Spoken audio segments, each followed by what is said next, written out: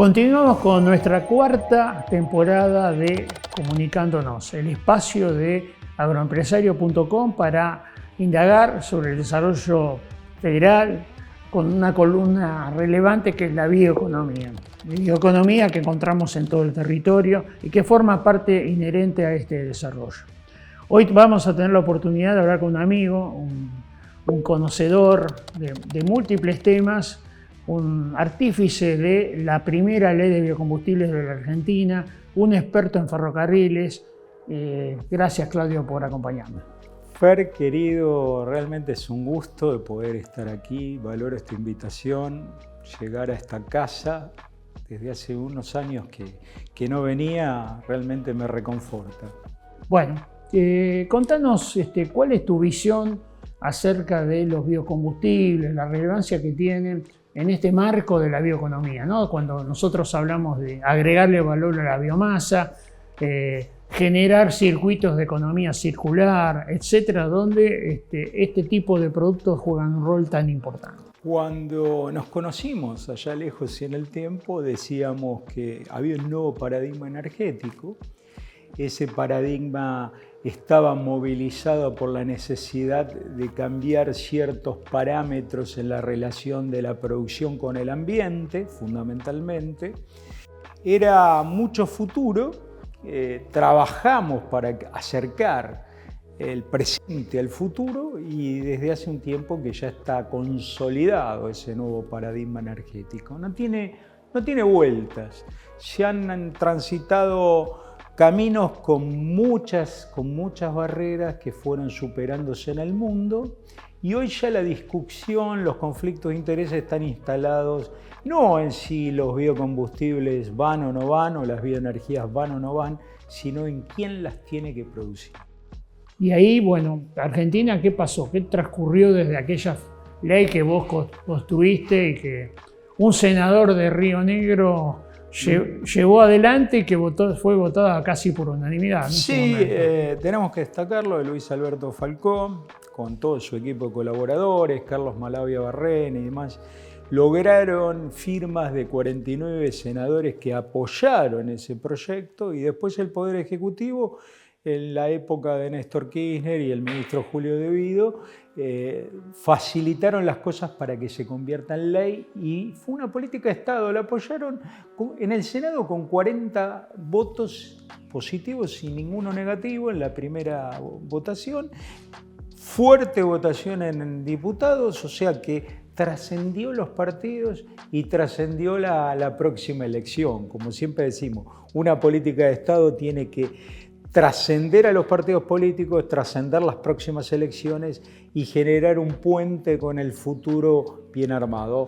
Más allá de los problemas lógicos de modificaciones que se fueron produciendo en aquella oportunidad, la ley se sancionó en el 2006 y venció en el 2021, donde bueno, se logró sancionar una nueva ley que tiene una serie de defectos que están generando tensiones que son los que ahora promueven la necesidad de modificarla. Y bueno, hay gente que está trabajando en esas modificaciones, ¿no? Vos seguramente sos uno de ellos que estás colaborando en esta idea de una reformulación en algunos aspectos de la ley original, que era de promoción, y bueno, hoy ya es un poco distinto, ¿no? Sí, en el 2018 se constituyó la Liga Bioenergética de Provincias, fundamentalmente región centro, más Tucumán, Salta, Jujuy. Después se fueron sumando otras provincias como Corrientes, Misiones, La Rioja y Catamarca. Entre Ríos siempre estuvo. Por lo tanto, esa organización quedó en pausa por un tiempo y ahora vino con fuerza. Está trabajando muy activamente.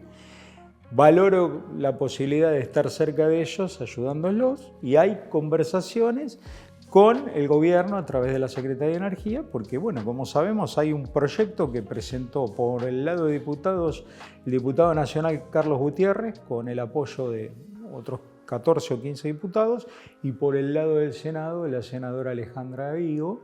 Al mismo tiempo presentaron un proyecto armado por la Liga Bioenergética. Y el gobierno presentó otro en diputados a través de la firma de Lorena Villaverde y y otros 14 o 15 diputados que lo acompañaron con su firma. Hay que lograr un proyecto de consenso que se convierta en una política de Estado y pueda superar este tránsito que tenemos con la ley 27640, que como decía en el 2021 fue la que sustituyó a la primera ley, la número 26.093. Sí, ley que esta última que no tenía ninguna virtud, ¿no? No, y tuvimos la posibilidad, Fernando, de sacar adelante al principio de la gestión libertaria, desde la Secretaría de Bioeconomía, se trabajó con la Secretaría de Energía activamente por un proyecto de ley que realmente era muy positivo, y cuando se cae el proyecto de ley bases en su conjunto, se cae también la iniciativa de biocombustible que estaba ahí adentro, ¿no? Bueno, se toman varios puntos interesantes de esa iniciativa en el proyecto de la Liga y bueno, hay una negociación que está comenzando, dando sus primeros pasos para ver si se logra un proyecto superador. Cuando hablamos de biocombustibles, para los que no están muy en tema, estamos hablando de etanol. El etanol puede ser provisto a partir de caña de azúcar, que es vinculado a la industria azucarera del NOA de Argentina, o a partir de maíz, ¿no es cierto? Esos son los dos. Acá en Argentina son las dos fuentes principales. Podría haber otros, cualquier hidrato de carbono que pueda ser transformado. Y para hacer un poquito, o dar un ejemplo, la mayoría de nosotros tenemos en el botiquín algún frasquito de alcohol que es alcohol etílico. La única diferencia es que ese alcohol está mucho más destilado para usos medicinales u otros usos del ser humano que no necesitan los vehículos. O sea, hay una diferencia simplemente en el grado de destilación, pero es ese alcohol el que hace funcionar motores. Sí, cuando en la pandemia, en plena pandemia, estábamos sacando alcohol en gel, era la fracción del alcohol y el gel, ¿de dónde proviene?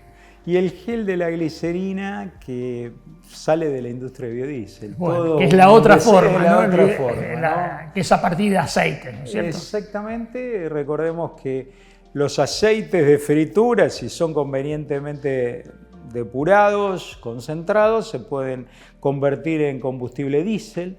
Cuando se creó el combustible diésel, el alemán Diesel dijo: este es el combustible del futuro, lo hizo andar con aceite de pepita de palma y de maní.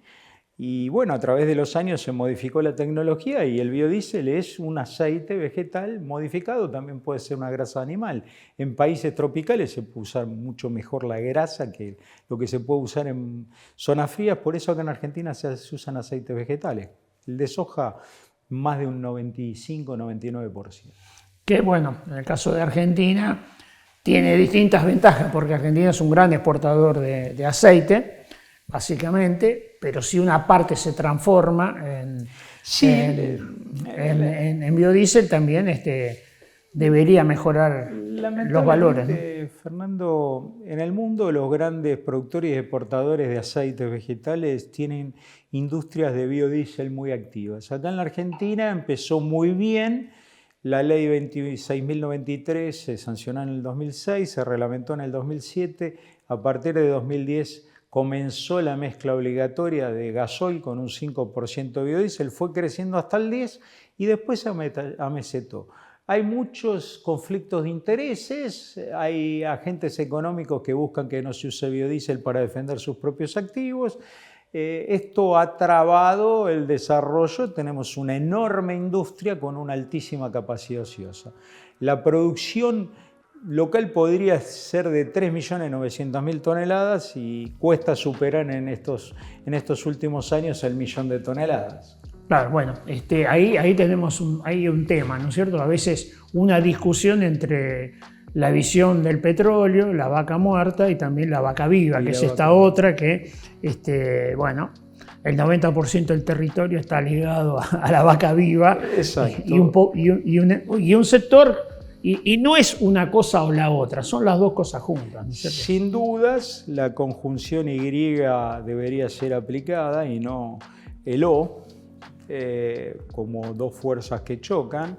Petróleo se desarrolló hace 150, 160 años, esto está dando sus primeros pasos todavía y es un complemento. Y sabemos que hay dos ejes fundamentales: la protección del ambiente y la protección de la salud pública. Y este es un tema del que no se habla tanto, pero es muy preocupante porque la exposición del ser humano en forma permanente a los gases de escape de motores a combustión con combustible tradicional genera serios perjuicios a la salud.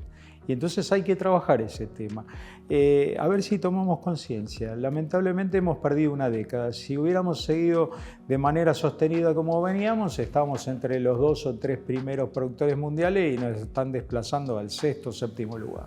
Estas externalidades forman parte de un análisis que muchas veces no se tiene, ¿no? Lamentablemente es muy cortoplacista todo el proceso de toma de decisiones políticas.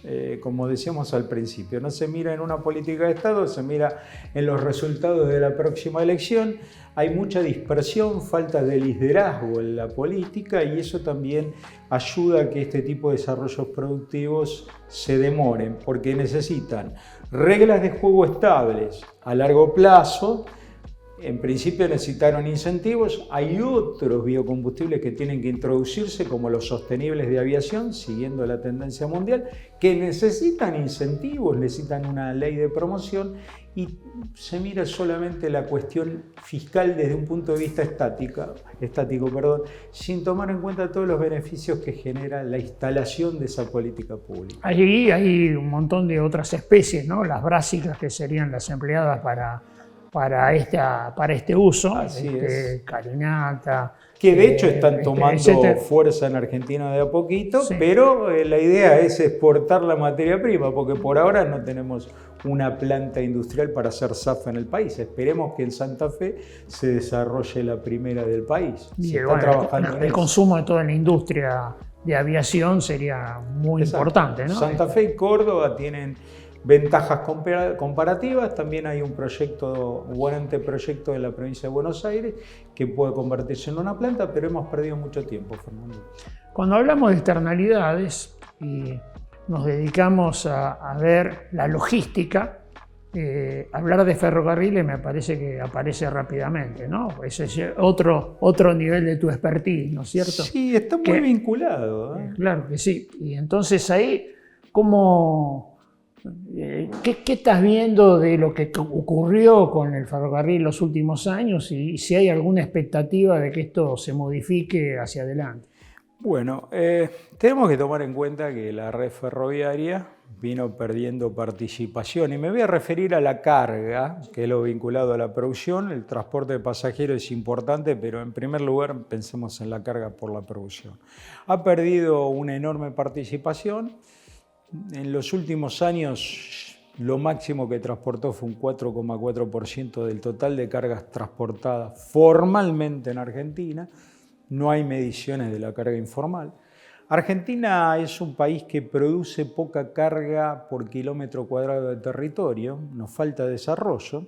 Entonces tiene particularidades de distancias muy largas, parecidas a las que puede haber en otros países importantes como Brasil o Estados Unidos o Australia, pero no tiene para nada el nivel de carga de esos países. Entonces ahí tenemos un problema de densidad.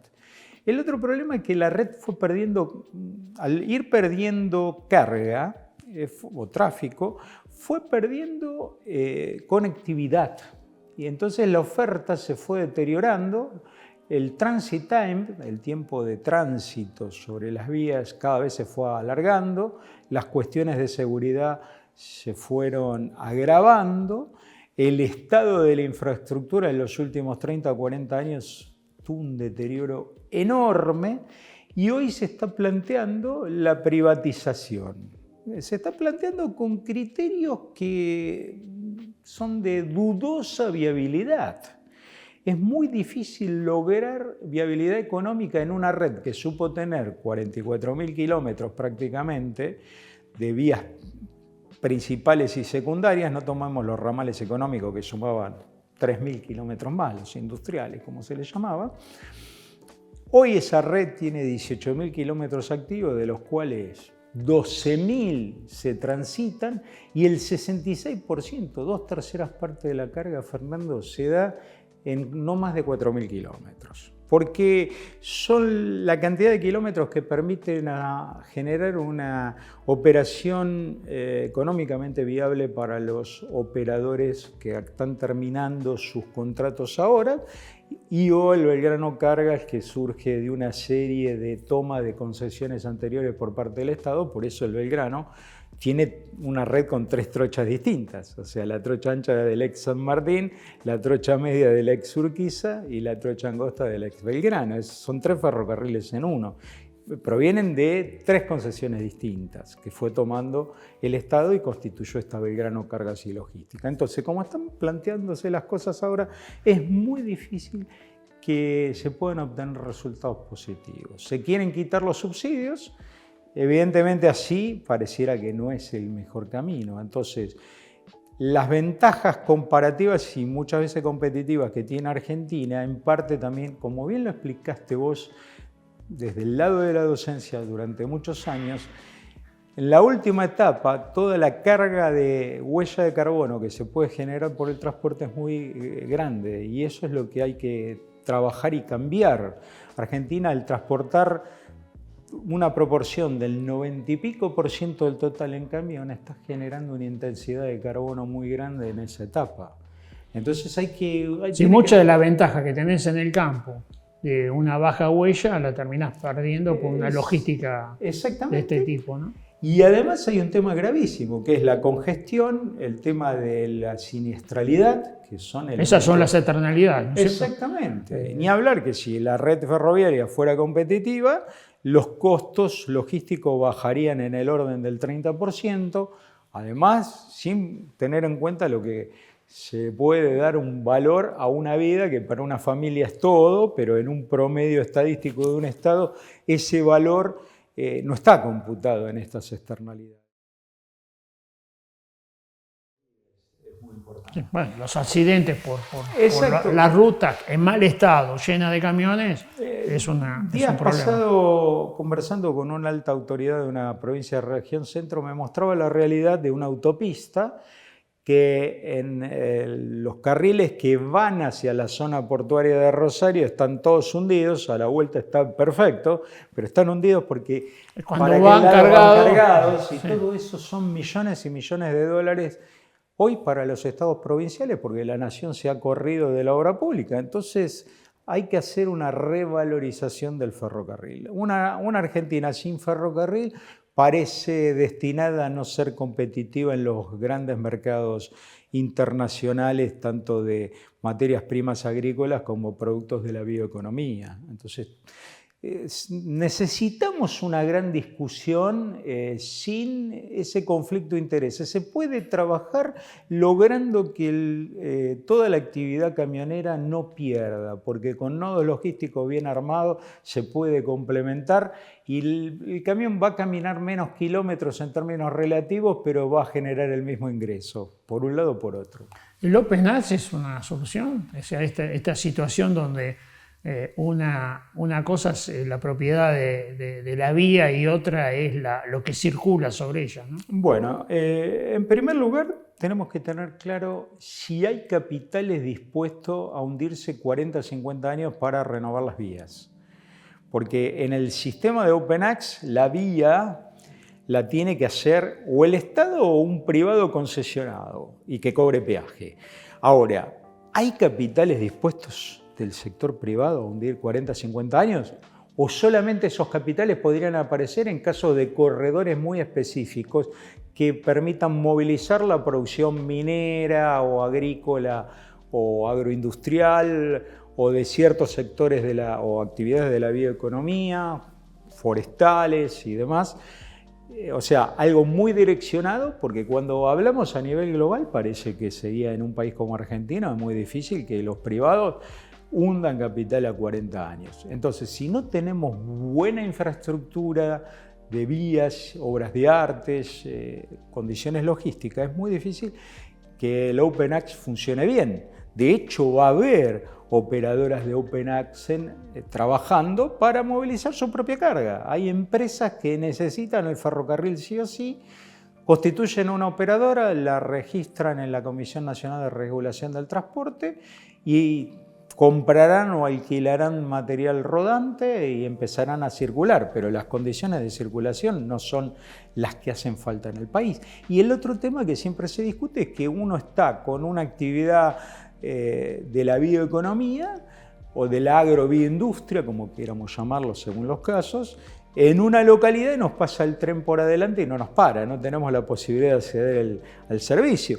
U otros, ciertos agentes que están muy alejados de los puertos, tienen el tren pero no hay servicio. O hay servicio muy caro o no lo hay directamente y entonces se genera una diferencia de competitividad. Todo eso hay que terminarlo con una ley de reparación histórica bien pensada para los intereses del país. Pareciera o parece ser, por lo que uno viene viendo y todo lo que se está comunicando a la opinión pública del parte del gobierno nacional, que vamos para otro lado, y ese otro lado, la partición del ferrocarril en tantas hijuelas, talleres ferroviarios por un lado, distintos ramales por el otro, Open Access, venta de material rodante, etcétera, etcétera. Todo eso es una dispersión que atenta contra la viabilidad económica de los ferrocarriles.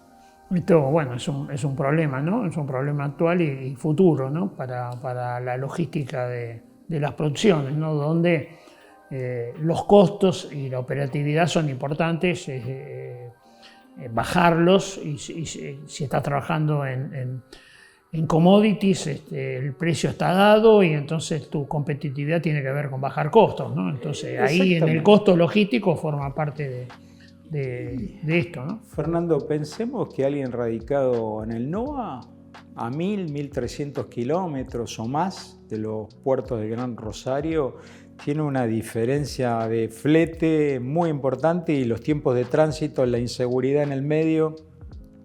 Hay formaciones del Belgrano que han tardado más de 20 días para llegar de Jujuy a Capital Federal, o de Salta a Capital Federal. Sí. Esto, ¿cuándo se construyeron? ¿Cuánto demoraba? No, pero eso, en una semana nos sobraba el tiempo, el tren por ahí volvía. ¿Sí? Depende de los casos. O sea, estamos mucho más atrasados que en los primeros años del siglo XX. Cuando estamos hablando de estos temas, estamos hablando de dos temas que tienen algunos puntos en común, ¿no es cierto? El cuidado del ambiente, en ambos casos, la menor huella, tienen complementación, ¿no es cierto? Incluso las locomotoras podrían funcionar sin ningún tipo de problemas con este tipo de combustibles, ¿no? Que estamos planteando. Exactamente, o sea, una locomotora hoy, una diésel eléctrica, puede funcionar tranquilamente con biodiesel, puede trabajar con biometano también, o sea, por supuesto que cuando se analiza con contabilidad tradicional y no se incluyen en los costos las externalidades, no cierran nunca los precios relativos, porque es mucho más caro producir desde cero, como lo deben hacer los productos bioenergéticos, que explorar y sacar lo que está en los subsuelos hace millones de años almacenados. Sí, pero lo liberás a la naturaleza y eso tiene defectos. Si no lo computamos, sí, es el otro problema. ¿No? Entonces hay una teoría nueva que se viene dando en el sentido de que si no es rentable, el mercado no lo hace y la rentabilidad se mire con contabilidad tradicional. Es decir, se están discutiendo ciertos paradigmas que ya están instalados y que no conducen a que la Argentina sea más sostenible a largo plazo, que el único camino es la bioeconomía. Bueno, eso es lo que nosotros planteamos, ¿cierto? Y que además esto está asociado al desarrollo, ¿no? Porque los territorios, en la medida que generen trabajos diferenciados de alta calidad, van a tener mejor inserción de la población, desconcentración de la población, etcétera, ¿no? Sí, y otro tema, vos hablas del desarrollo, es fundamental. Más allá que la Argentina se construyó a partir del ferrocarril, no cabe ninguna duda, todavía hay necesidades que parecen increíbles. Trenes que llevan agua a los pueblos, es decir, en definitiva uno dice, está acostumbrado a que hay agua en las napas. Bueno, todavía hay localidades en ciertas partes del país habitadas por el ser humano que no cuentan con agua potable, y tener el ferrocarril es una bendición. Se levantó el ferrocarril. No vamos muy lejos. James Kreis, Obispo Trejo, Comechingones, en la zona de Córdoba, había un tren que era el Aguatero, iba hasta Sumampa. Llevando. Exactamente, Sí. llevando agua. Y eso desapareció. Estoy poniendo un ejemplo sencillo, ¿no es cierto? Realmente que vuelva el tren es una necesidad para el desarrollo del país en todo sentido, no solo para la carga, también para la vida de la gente. Bueno, creo que hemos recorrido algunos de los temas que habitualmente charlamos y tratamos de incidir en el debate público. No sé si te queda un mensaje final para nuestra audiencia. El mensaje es que lo que hablamos está vinculado a políticas públicas. Entonces, un llamado a la reflexión de las autoridades nacionales y provinciales. Y legislativa. Sí, me refiero en general, Fernando, a todo el arco, porque en el Congreso se tiene que dar una discusión a fondo de la bioeconomía y de todas las actividades de transporte. Entonces, tenemos que terminar con eso de que las provincias patagónicas, a través de esto, financian a las provincias cerealeras. Eso no es cierto. Tenemos que terminar con esas grietas que no conducen al camino del desarrollo que sí o sí tiene que empezar Argentina. Tenemos que terminar con las contradicciones. Poner en duda que el calentamiento global de la atmósfera no es de origen antropogénico no tiene sentido alguno. Es decir, esos dogmas son fundamentales que el gobierno los replantee y que la oposición trabaje para encontrar acuerdos básicos, que dejemos de lado las banderas políticas partidarias y que pensemos en un país que tenga ciertas políticas que no se cambien, porque necesitamos inversión. De lo contrario, nos va a faltar trabajo, y el trabajo está vinculado a la dignidad del ser humano. Cuando uno camina, y con esto termina, y ve que hay alguna alternativa de colocación, de una demanda laboral, ve las colas de los jóvenes por un empleo y realmente parte el alma que un país como Argentina haya llegado a eso. Necesitamos fomentar la inversión productiva. Esa inversión va a generar productividad. Esa productividad es la única garante de que haya sueldos más adecuados. Digamos. No hay otro camino. Y lamentablemente hace casi una década y media que Argentina las inversiones están planchadas. No, y además elegimos el modelo de acumulación financiera que sabemos que no nos conduce a nada. El patrón de desarrollo tiene que ir por el lado de la producción y no por el sector financiero, que es un servicio complementario a la producción, pero acá se toma de otra manera. Cuando dijimos al comienzo que íbamos a hablar con un experto sobre temas del desarrollo, bueno, hemos atravesado varios aspectos de ese desarrollo. Desarrollo que tiene que ver con la producción, con la logística, con la necesidad de instrumentar legislación, acuerdos que traspasen los gobiernos. Bueno, todo este tipo de situaciones son centrales para justamente este logro del desarrollo federal que estamos buscando desde este ciclo que estamos llevando adelante. Muchas gracias, Claudio, por todo lo que has hecho y lo que seguramente seguirás haciendo por esta Argentina que merece pegar un salto para que nuestros hijos tengan mejor calidad de vida. Muchas gracias a vos, Fernando, y públicamente una vez más te agradezco por todas las enseñanzas. Aprendí mucho de todo lo que transmitiste a cargo de la educación en la Universidad de Buenos Aires. Bueno, gracias. Es entonces un buen cierre para este capítulo de Comunicándonos en su cuarta etapa, el espacio de agroempresario.com para pensar el desarrollo federal. La bioeconomía en el centro, pero con múltiples acciones que son complementarias. Gracias, Claudio. Hasta pronto. Continuamos con nuestro ciclo.